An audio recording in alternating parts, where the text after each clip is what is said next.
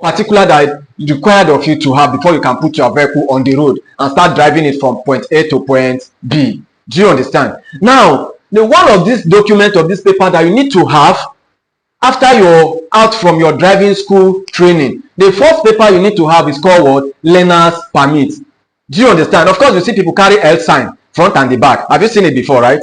Yeah, now there's a particular paper that is being prepared by FRS called Federal Road Safety, now given to all the learners driver to put inside their vehicle. Do you understand? Before they can now paste that logo front and the back. So once they come, you can easily identify that this is learner's vehicle that is coming. Let me quickly run away from it too. Do you understand? So that is what the first paper you need to have. You use that for a short period. That's period of what? 3 months.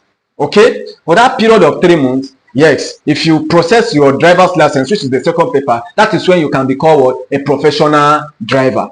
Do you understand? Now, but if you're still using learner's permit, if you use it and it gets expired, you still have to go to your driving school and get another one. Okay? But now there's a rule that attached to those learners who are using learner's permits. Okay? Now, the rule is that you are expected to have somebody that have a driver's license and have experience in driving to sit beside you. Okay? Now, that one sitting beside you is for safety purposes, in order to control you, to avoid what? Accident. Do you understand? Just like I said, that when you come out from driving school, you have to drive gently the way you were being taught in school. You understand? You don't have to go and be fired. So if you go now and see that the car is shooting you now, you start firing, the person sitting beside you will not tell you, please reduce your speed. This is how to go about it. Do you understand? So that is why you are expected to have somebody that will sit beside you. Is that okay? Good. That's for learner's permit. Now the second one, which is called what? Driver's license. Yes, driver's license, of course. When you have a driver's license, that is where you can be called what? A professional driver. Okay? Yes. Then, even if you're not a professional driver, it is when they test you to see that, yes, you can really control that vehicle. That is when you can be called a professional driver. Not that you go and process driver's license and you cannot drive. Now, they now put you there, or you want to start shaking. You're not a professional driver. You have to, before you start driving, you have to still use your learner's permit to be controlling the vehicle. Yes, if you use the driver's license that a professional driver, by the time you go and start fumbling on the road, people will not know that this person is just a learner. Do you understand? Yes, but the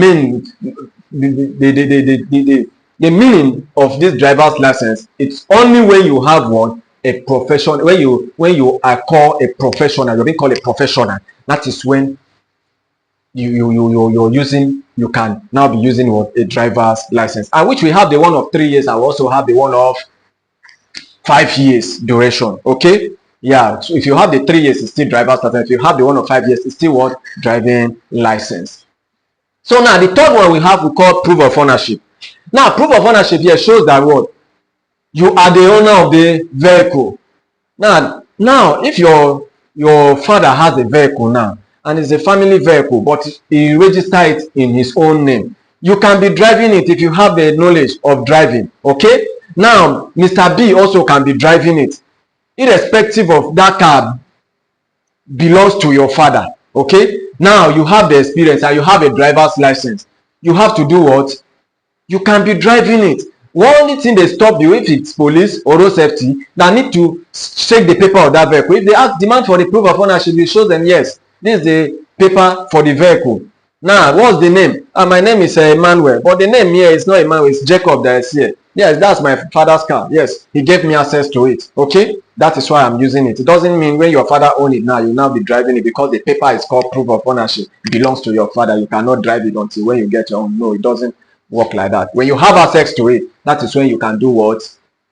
Be driving it. And also when you have the knowledge of driving and you have your driver's license. Is that okay? So that is for proof of ownership.